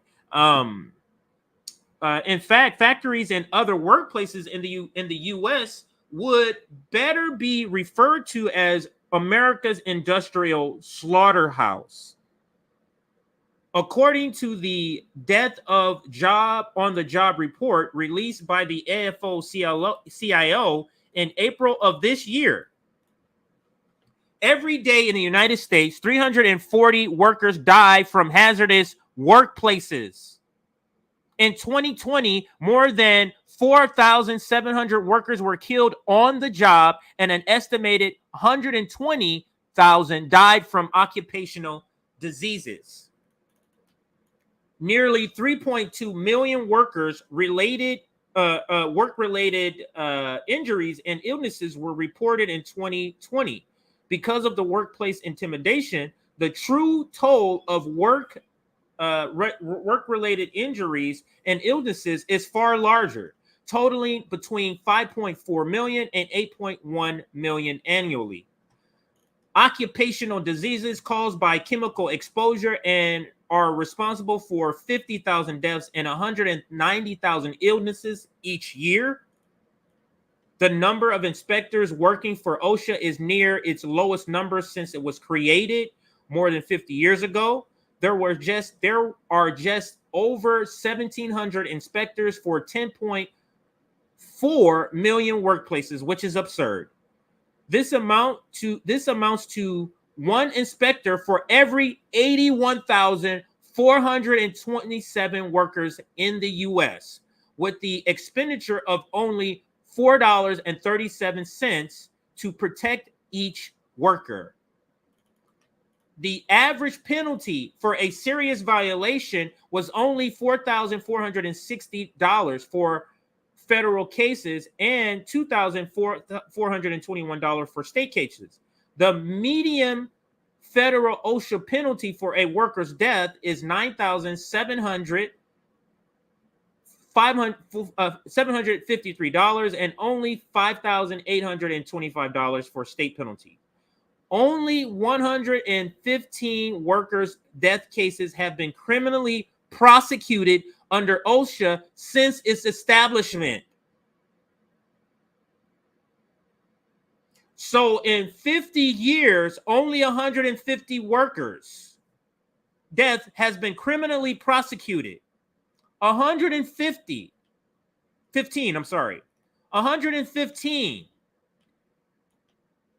4,000 die on the job in just 2000. 340 die from hazardous. This is crazy. And only 115. That tells you who OSHA's working for. So I think I can cut it here. This story is terrible. We know these companies are terrible. Not only are they killing the planet, they're killing ourselves. They're working us to death. And as we see in the rail workers, they don't even want to give them time off from work. They don't care. So I'm all about worker power. We have to get more and more workers understanding their power. OSHA inspectors are literally phoning it in. That's absolutely what they're doing. That's absolutely. I mean, clearly, like, what are you doing? You have in 2020, it said 4,700 people. So let's now pivot to the next story here, and I'm going to pivot to the Brett Favre case, man, because this clown. So let's pivot to the Brett Favre case, and I'll throw the video up here. Let me. Is it populating? All right. So I muted it. All right. So let me first, though, do a couple of comments because I know, I want to get your comments in on this story before I move to the next story. So, but let me get the video prepped for this Brett Favre story because there's more news. This is from today. There's more news, and that more news is actually because I know some of you have already heard it, but the more news is not good for Brett Favre. So let's go, Brett Favre. Brett Favre is scum. Literally, he's scum. So that is our next topic. But let's first go and check out our likes. So we're at 363 likes. That is awesome. Can we push to 380? We got several new people in watching, so we can push to 380. That would be nice. Now let me throw in your comments up, and let me throw your comments up because I know it's still on this topic. So I'm throwing your comments up for this topic here. Yeah, there's something about Mariette. Let's see. Eat the Rich. Psychos are in control of everything. Yes. It pays to buy court. And that's exactly what they did. And I put this up one earlier, but OSHA inspectors are literally phoning it in. They can't handle 81,000 cases or 81,000 workplaces. We are expendable to them. And this is who we are as America. This is it. Inspectors are busy hiding the truth for money. And let that whole story sink in. They have to be very busy with 81,000. There's no way for them to do that. And like the other comment, there's no way. They have to be phoning it in. Because there's no way for them to cover that much in even in their lifespan. OSHA is never around when you need them. Never. So now let's pivot to the next story. And make sure you subscribe if you want to get notifications for streams like this. Make sure you subscribe to our Substack, and you'll get notifications from when we go live. And also sometimes when we upload clips, we send out those notifications. And now that I've given out those two items, now I can pivot back to the story here. And where is it? Where is the headline? Brett Favre is scum. And let's listen to Bree and Ryzen break down some of the details and the new details that involves slavery, aka prison labor. And I'm not kidding you. Well, Brianna, what's on your radar? Robbie, what might be the biggest welfare fraud of the decade just got worse. As we've covered here on Rising, NFL quarterback Brett Favre took $5 million allotted for needy families for speeches he never gave and to build a volleyball stadium at his daughter's college. Now there is new breaking news. 2 years after scamming Mississippi's poor out of money they needed to survive, Favre tried to get additional money from the state's welfare agency for a new football facility, the Clarion Ledger reports. Now, as a brief recap, this scandal is part of a larger fraud and embezzlement scheme in which $77 million were stolen from poor families. And it's the biggest public fraud case in Mississippi history. Because of a Clinton-era policy, federal money distributed under the welfare program known as TANF, or Temporary Assistance for Needy Families, could be distributed as block grants to states instead of being distributed on the basis of need. Now, the rationale was that block grants allow states more flexibility in how they use federal money. But this scandal reveals exactly why that can be a problem.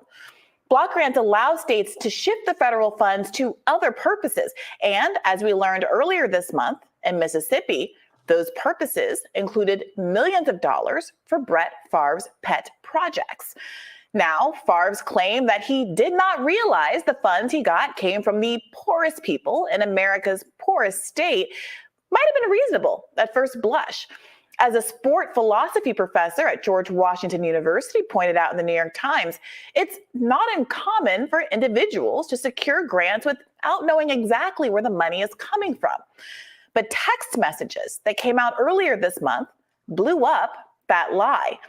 In the text between Favre and the director of a community education nonprofit, Favre asked, quote, "If you were to pay me, is there any way the media can find out where it came from and how much?"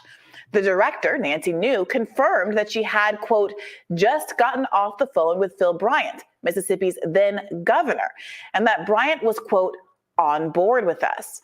Now, neither Bryant nor Favre have been criminally charged, and Favre has repaid $1 million he was given for speaking fees, minus nearly $250,000 in interest still outstanding. But wait, there's more. Favre had told a local paper that he had not discussed building a volleyball facility with former Governor Bryant. The new texts show that during September of 2019, Favre texted Governor Bryant pressing him for money to pay for the facility. Quote, "We obviously need your help big time, and time is working against us. And we feel that your name is the perfect choice for this facility, and we are not taking no for an answer!" Exclamation point. Governor Bryant responded, "This was a great meeting, but we have to follow the law. I'm too old for federal prison." Such restraint. That's the conversation they're having. So it sounds like Brett Favre is the one who's pushing this. So we have people in the ruling class who not only have PR firms like the NFL painting these great pictures of these disgusting people in the same way that CNN and ESPN does for their people, for their brand, when all along they know this guy's a piece of shit. Mississippi. So you have that happening in Mississippi. While this guy is stealing $5 million, could that have helped the people in Jackson, Mississippi? Mississippi is the poorest state in the United States.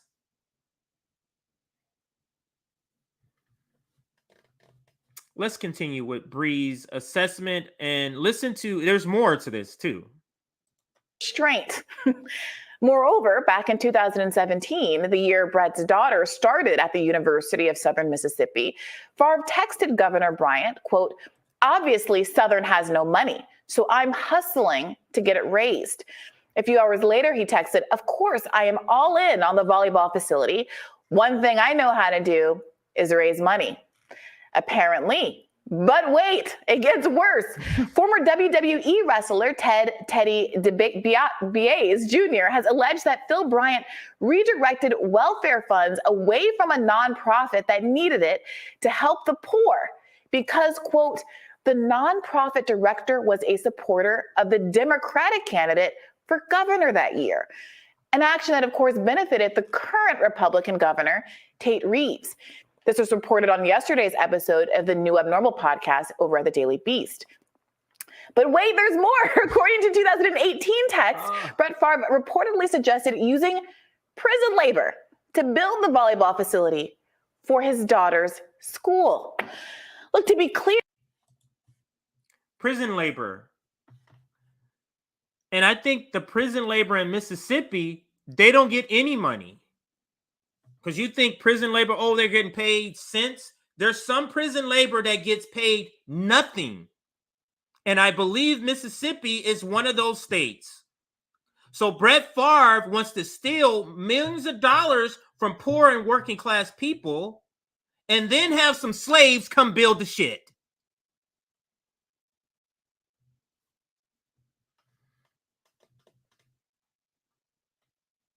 That's Brett Favre. The one that the NFL and ESPN and Disney, who owns ESPN, wants to prop up as this great person. Let's listen to some more about this prison labor. Clear, these are federal dollars that the governor's office has the sole discretion to disperse. It doesn't go through the state legislature. Blame cannot be dispersed. And the governor's office chose to give millions of dollars to fund an already multimillionaire man's whims. So let's take a look. What else was going on in Mississippi at the time? Well, at the time of the scandal, the cash checks available to the poor in Mississippi hadn't increased in decades. Poor families could get a mere $170 a month for a family of 3. Meanwhile, 99% of people who applied for that meager cash welfare benefit were denied assistance altogether. By contrast, Brett Favre's net worth is over $100 million. It's important not to skip over who this hurt. For example, the most common...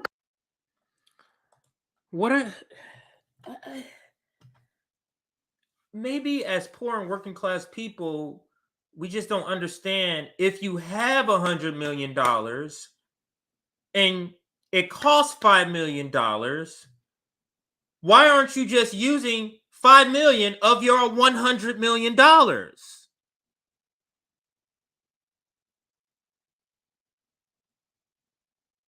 What is your lifestyle? How is your lifestyle, Brett Favre? How is your lifestyle going to change one iota between 95 million and 100 million? What changes for you?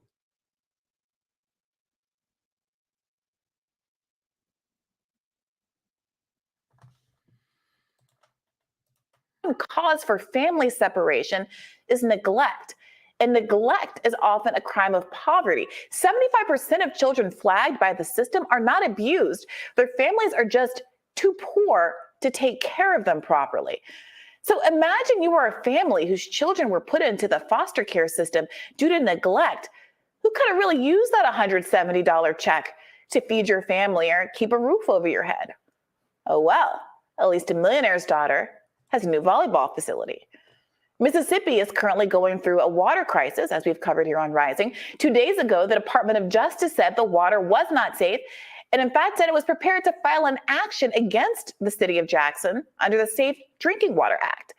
Residents of Jackson have lacked access to safe and reliable water for decades. The capital city of a state in the richest country in the world. And in that context, the state's former governor was handing out freebies to millionaires. And the current governor, I'm afraid he's hardly off the hook. Local reporter Anna Wolf has pointed out that it's a conflict of interest for Governor Tate Reeves to be in charge of the embezzlement lawsuit that has implicated Brett Favre. She says he should, in fact, be a target of it. The former welfare director, John Davis, who is facing criminal charges in this scandal, said he was doing Governor Reeves' bidding when he funneled over $1 million to Reeves' fitness trainer, a defendant in the lawsuit. Governor Reeves also recently fired the attorney who had brought the welfare suit in the first instance after he attempted to subpoena the University of Southern Mississippi Athletic Foundation for its communications with, among others, Governor Bryant. Communications, which we now know are pretty incriminating. This is after Reeves' staff had forced the U.S. attorney to remove the Athletic Foundation from the lawsuit before he filed it. It won't surprise you to learn that the Athletic Foundation board is made up of Reeves' supporters and campaign donors. Meanwhile, I'm shaking my head because it's just layer upon layers of corruption, layer upon layers of greed. Like, our lives are being destroyed. Our quality of life they don't care about, and we just sit back and be quiet and just go vote like the nice citizens we are, as they just fuck our lives, and we say nothing. Mississippi can't get water, but the governor is giving $5 million away from welfare recipients.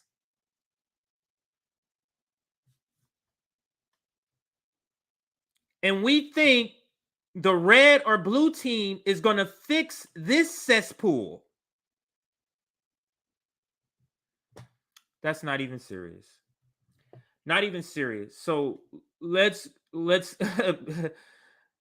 let's pivot. We're gonna go to the next story after a few comments from you. I'm gonna toss your comments up on the screen here.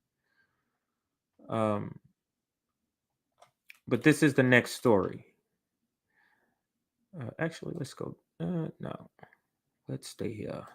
Let's go back because I know that video is gonna play a commercial again. So, but before I go to the next story, I want to put your comments up. Oops.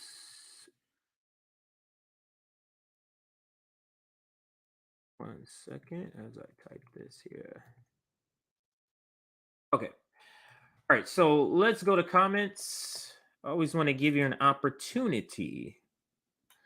Is JB down? Well, he's telling us he's going to keep us posted. Let me see if that's actually a message from he posted in. There's a RBN message, but let me see. No, it's just Sabrina and Nick talking. Okay, so from what the latest he's told us, he's okay, and he's gonna have to evacuate and do all the things that he's being told by the people down there in where he's at.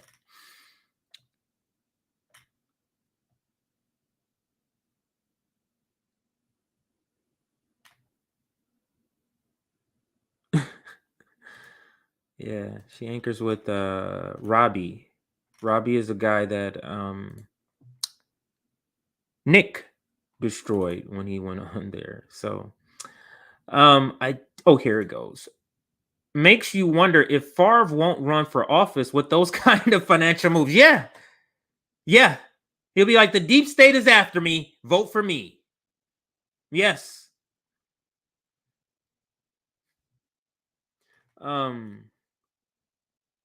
Let me see. Any other comments on this here? Yeah, no. So let's move to this story. Now, this is a story that was on yesterday's thumbnail. We didn't get a chance to get to it, and that's why I wanted to make sure we covered it today, and I gotta create a new thumbnail for that and take her off of that and switch it up. But let's talk about this now. This same website, World Socialist website. I do recommend them. From an array of stories, they cover because it is an international website. They do cover American politics. So let's move to the next story. We're at 400 likes. Can we get to 415? We do have new people here watching that have not had a chance to maybe like this stream. So like this stream, and let's push to 410. If you would like to get notifications of streams like this or any stream from like Sabby on this network, she has her own Substack for other networks, so you'll get a different one for that. But this is if she streams on this network, and then Nick and then Rome. If we stream, you'll get a notification if you join our Substack. It just requires your email and name. So let's now get back to the story. I'm trying to make it a habit that in between stories to shout that out. So Italy elects Proto-Fascist. Italy actually happens to be the name of my eldest daughter. Her name is Italy. I named her Italy. So yeah, so I have 3 daughters for those. So 3 daughters, one graduate college, and then I have one in junior high, and then a 4-year-old. So my eldest is Italy. So let's get to the story. Italy elects Proto-Fascist. I think I spelled fascist right. Again, I'm a bad speller. And on top of that, my eyesight isn't the greatest. Still waiting for my glasses. RBN getting more thumbs than a hitchhiker convention. Love it. Yes, thank you for those that are liking this stream. All right, so let's dive into this story. This one written by Alex Lantier. I think that's how you say it. Mussolini's heirs return to power in Italy. That is the title of the piece or the article. And let's read. 77 years after fascist dictator Benito Mussolini was shot by partisans as he tried to flee to Switzerland, Mussolini's political heirs are back in power in Italy for the first time since the end of World War II. It is a historical milestone in the European bourgeoisie's legitimation of fascism. Let me read that again. It is a historical milestone in the European bourgeoisie's legitimation of fascism. And that is her. And she's part of the Brothers of Italy's Giorgiana Melani attends the center-right coalition closing rally in Rome, September 22nd. That's where this picture is from. This is this past Sunday. In Sunday's election, the Brothers of Italy received, that's the name of the organization or the political group or party, received the largest single vote of any party with 26%. As the Social Democratic Party collapsed to 19% amid record abstention that left participation at only 63%. The FDL, which is the Brothers of Italy, led far-right coalition won an absolute majority in both houses of parliament. The FDI is the successor of the Italian socialist movement, formed by top fascists who benefited from the blanket amnesty for fascist crimes in Italy, approved by the Allied powers and signed by Stalinist Justice Minister P. I'll just say PT. I'm not even going to attempt those names. In 1946. So it's just giving a little history here. Italy was the country that, after World War II, had the most powerful communist party in Western Europe. The mass strikes and armed insurrections against fascism's rule in cities from Naples to Rome, Turin, and Milan were recalled for decades as great struggles of the workers' movement. Yet with the FDI now in power, Mussolini's legacy is firmly entrenched in the Italian political establishment. This development is, moreover, not Italian, but international. In France, neo-fascist candidate Le Pen won 45% of the vote in this year's presidential runoff against Emmanuel Macron. She is a possible winner in 2027. New far-right parties like the Alternatives for Germans, AFD, or Vox in Spain have rapidly become central to the official promotion of militarism, inaction of COVID, and mass detention of migrants, I should say. Moreover, FDI leader Meloni has long-standing ties to Steve Bannon, the advisor of far-right former U.S. President Donald Trump, who on January 6, 2021, launched a far-right coup in Washington, D.C. to try to steal the 2020 election and set up a dictatorship in the United States. What political dynamics has underlaid the rise of Melania? What political dynamics have led to this is the question.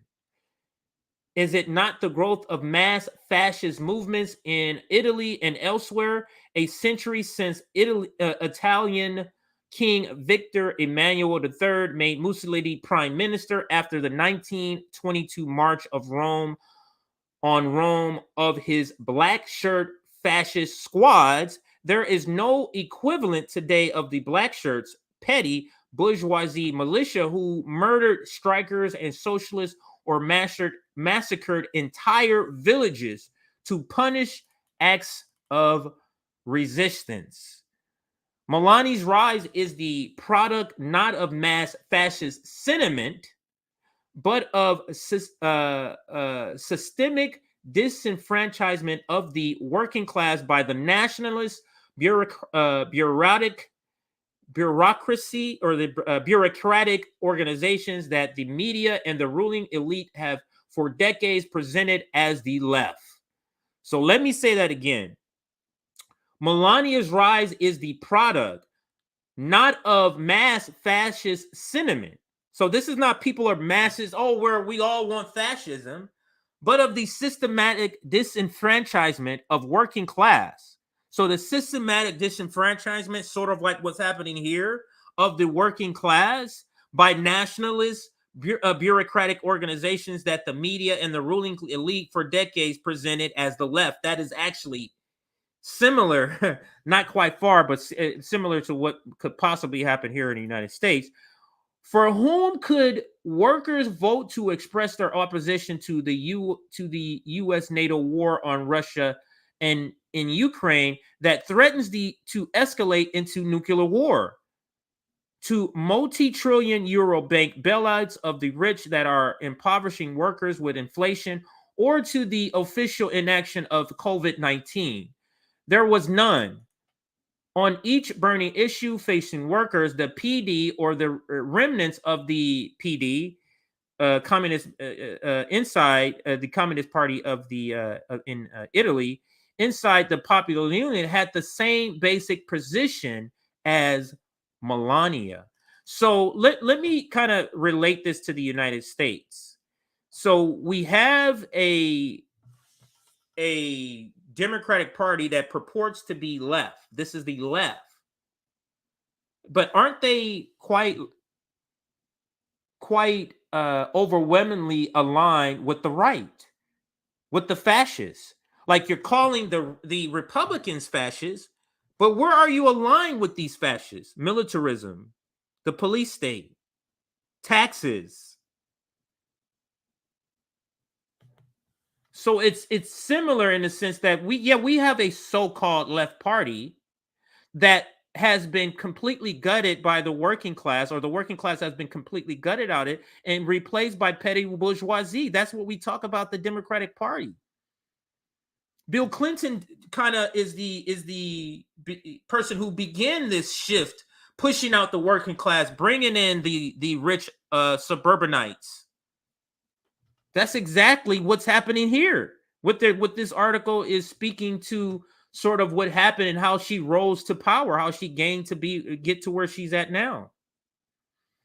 So let me read this comment here. Neoliberals are right-wing capitalists. Unfortunately, a lot of people think they're left because liberal is in the title. Being as such, are the global capitalists are out to destroy the real left. So essentially, they're a little further down the line in, or maybe not. Because if you look at the Democratic Party, I mean, look who's in power now, and look who's trying to start a nuclear war, who's in power. So we could be there already. But I think that's enough of the article. I read a lot more than I thought I was going to read.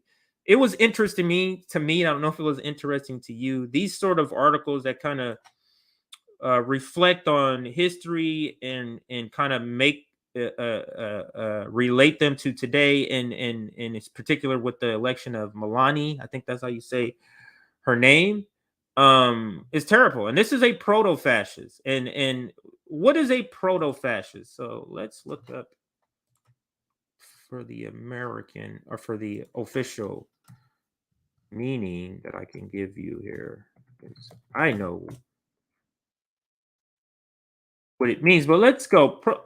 Proto-fascism refers to the direct predecessor ideologies and cultural movements that influenced and formed the basis of fascism.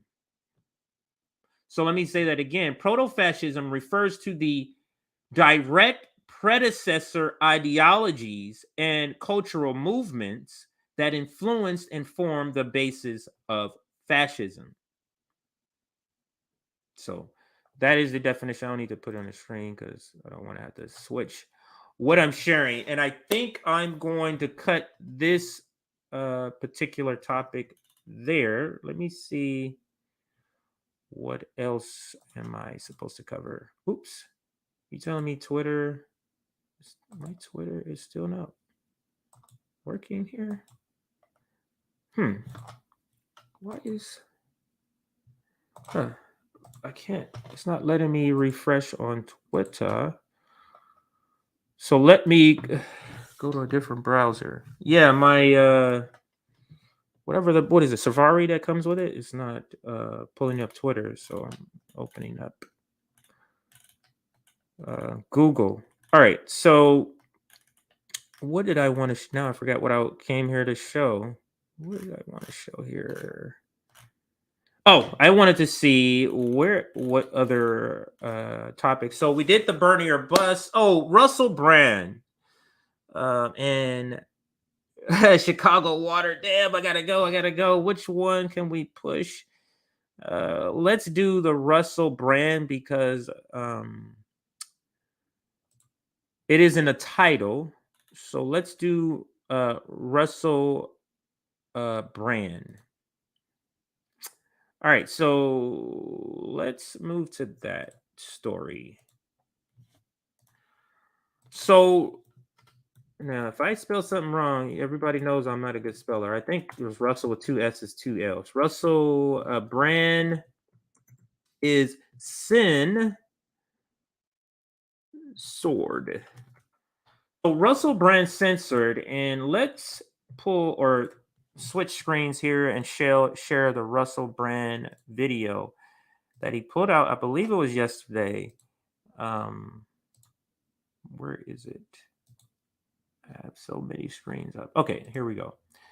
All right, so let's listen to Russell Brand explain what happened to him. I can't believe this has 2 million followers, and he just posted this yesterday. It was an hour ago, like 20 minutes ago was an hour ago. So it's been 24 hours exactly. So let's listen to Russell Brand talk about what has happened to him. What YouTube is going to do is they're actually pushing people to other their competitors. Because the Democratic Party and the Democratic establishment, the ruling class, is requiring them to come down on people with this censorship, that's literally pushing people away from their platform. So let's listen, and that's what he did. He's moved to Rumble and he's exclusively streaming on Rumble. Now we have Rumble. Our content is uploaded as a not live, but I do want to start. It's uploaded as content, but it's not live. But I personally want to start doing that. I gotta talk to my fellow RBN members in on that. So let's listen to Russell Brand here. We have been officially censored by YouTube. They took down one of our videos for misinformation. But why are big media organizations not censored for misinformation in the same way? Is it because YouTube are part of the mainstream media now? Earlier this month, we did a video about the changing narratives around COVID, the pandemic, and COVID treatments, in which we cited information on official government websites, which we misinterpreted. I'll have to be careful talking about it now, because I don't want to make the same mistake that's had one of our videos pulled down and an official warning issued. The good news is we're moving to Rumble. All of our content is up on Rumble first, and we'll be streaming on Rumble every day. We have been persecuted for misinformation, and it's right. We have a responsibility to make sure that the information we convey is absolutely 100% as accurate as it possibly could be. In the mistaken video, we said that the NIH were recommending the use of. What we should have said is they're trialing. That's what we should have said. You pointed that out to us. We made an apology video. We've taken that down as well. YouTube took down our original video. We've taken down the apology video because in case we reiterate the claim while apologizing for it. So both of those videos you can watch right now on Rumble. They're still live on Rumble. That's the reason we're joining them, because they're not going to censor our content. And this misinformation strike and takedown demonstrates exactly what it is we're talking about. We made an error, in my opinion, a relatively small error, and we're being penalized. For me, that looks like censorship. And the reason I think it looks like censorship is because there's mainstream media misinformation up all the time. Now we know that the vaccines work well enough that the virus stops with every vaccinated person. A vaccinated person gets exposed to the virus does not infect them. The virus cannot then use that person to go anywhere else. Now, I think most of us know now that that's not true, but that video is up on YouTube right now. In my opinion, that's misinformation. So we're asking, is there one standard for independent news broadcasters like us on our channel? Yes, there is. And a different standard for what we would call the mainstream media? Yes, there is.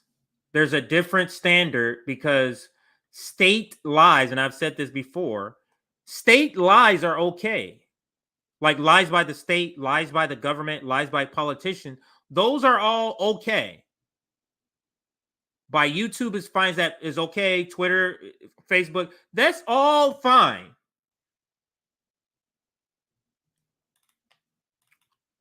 But when you're telling the truth, or in this case, you made a mistake, and I wonder what would have happened if he never made an apology video, if he just left it out there. Would they have caught it, or did they catch it because he made the apology video?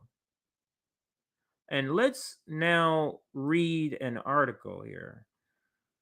This article, of course, had to be on Fox, because they're not going to report. Liberal media is not going to really jump on this story because they're fine with YouTube censoring. They want YouTube to censor more.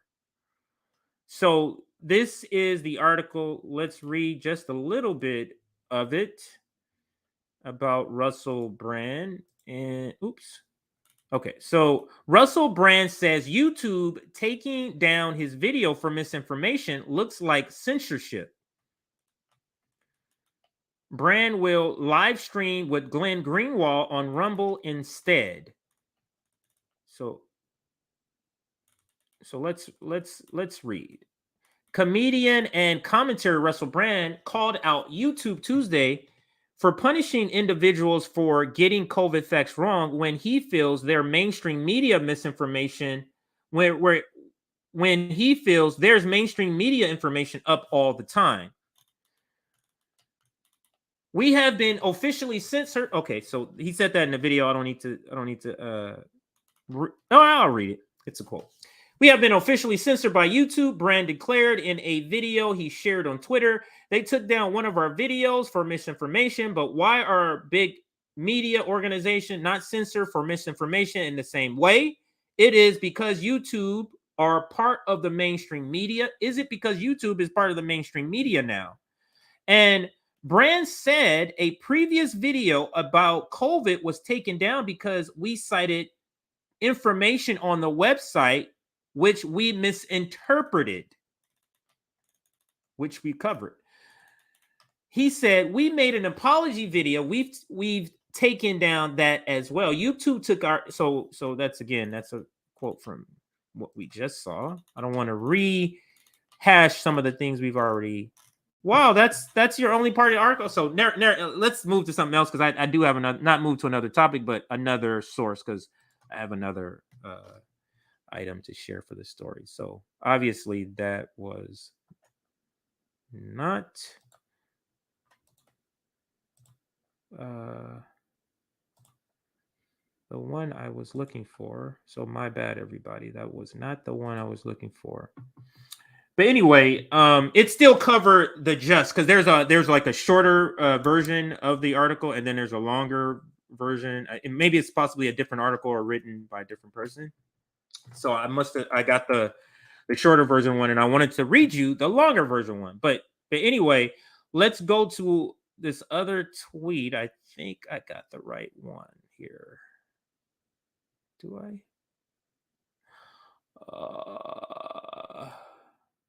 Okay, so it must be this one. So let's copy this one. All right, so I might have put the wrong one again, but let's do this one. So in this next tweet, hang on a second, everybody. Oh, shoot. My little mouse thing allows me to save more than one copy. So I have to select the one I wanted to paste. Okay, so sorry. This is completely my bad that I'm not doing this the right way. So my bad. All right, so let's just I missed part of this copy. So let's just where is the stream? Go to YouTube or go to Twitter, because it's a tweet. So let's just go to Twitter and get the tweet. My bad, everybody. It looks like the link I had is broken. Something is missing in the link. I thought I just copied and pasted it, but something went awry. So let's type in Russell Brand and see what the reaction is, because the tweet I wanted to show was how he was moving to Rumble. That's what I wanted to show, but let's see if it's still up. No, I'm doing it this way. Let's see. Oh, shoot. I do got to get out of here soon. Okay. It looks like that could be the article I was looking for, but I'm not gonna click on it because I don't have the time to look at it at this point. But this is Rumble.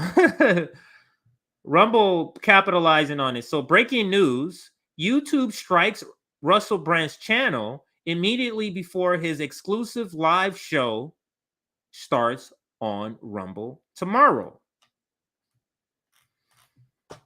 Let's check out some other reactions to this.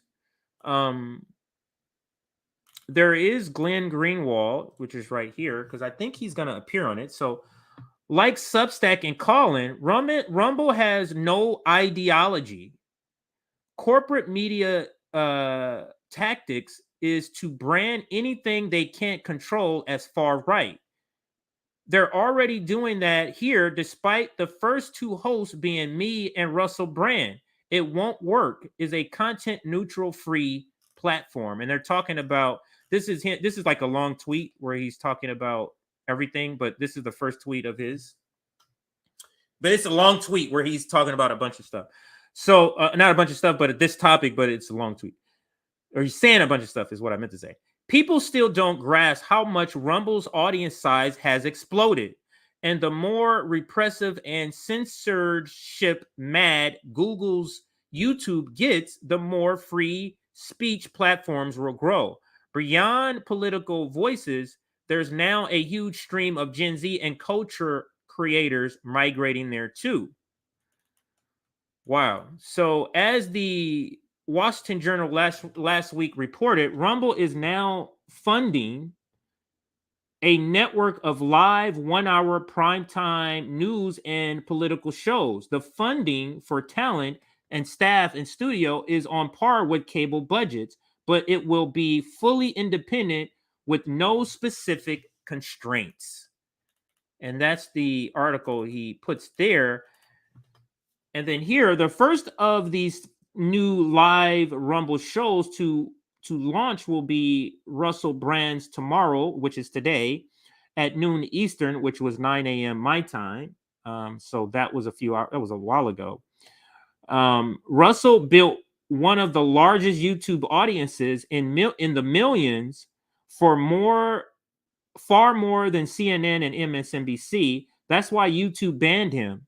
I'll be on the debut show. So that is Glenn Greenwald just kind of shouting out like, this is ridiculous what's happening on YouTube, and what's happening to Russell Brand, and how, like what I was saying, they're pushing by working for the establishment and working for the ruling class and the Democratic Party and Republican Party and trying to censor so much stuff. But to me, more so the Democratic Party and liberals, you're pushing people to your competitor. And I want to start have a bigger presence on Rumble and Odyssey and even Rockfin. So maybe eventually we can even just leave YouTube altogether with these ridiculous constraints that they have on it. So I'm going to leave it there because I do got to go pick up my sister. So I'm sorry, the Chicago water story will have to be added to another stream, possibly tomorrow, but I promise I will get it in. I will eventually get the story in. So I'm going to cut it here as far as the Russell Brand story. But I still want to read a couple of your comments. So let me do this. I want to put some of your comments up. But first, let me cue up the outro video. And then I'm going to take off and pick up my middle daughter here. So, oh, my bad. What am I looking at? Oh, I'm supposed to click this. Media. Sorry, sometimes I just move and I'm not even thinking of what I was supposed to be doing. I'm just moving to move. Now, here is the JB video. Actually, let me show you that first. So this is the fun. This is the fundraiser. Okay. For JB. At this time of this post, we were at $2,355. But like I said, that has been recently updated. But that is this is the graphic for JB's fundraiser. And now let me show you the video. I just want to thank you all for taking the time to donate and share the fundraiser for my housing situation. This means a lot to me and my mother, who is, stressing and worried about this entire situation. And the fact that you are, trying to help keep me housed and my mother housed means so much.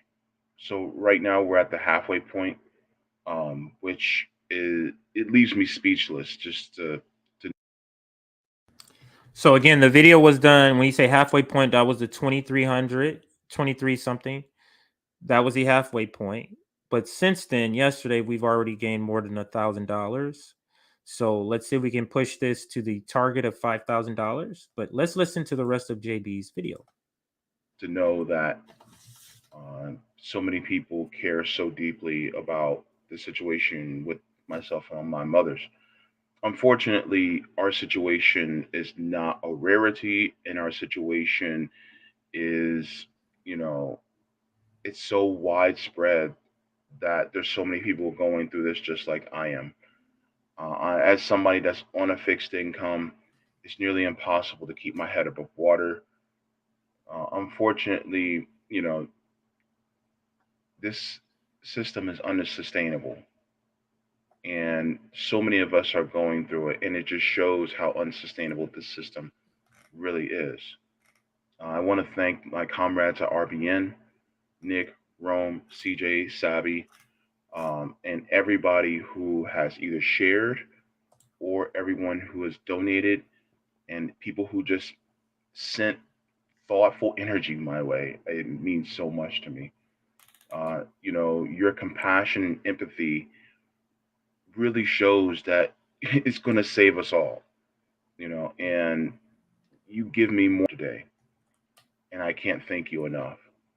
I just want to wish you all just like overwhelming peace and love. And I just want to thank every single one of you for all your support because it means the world to me.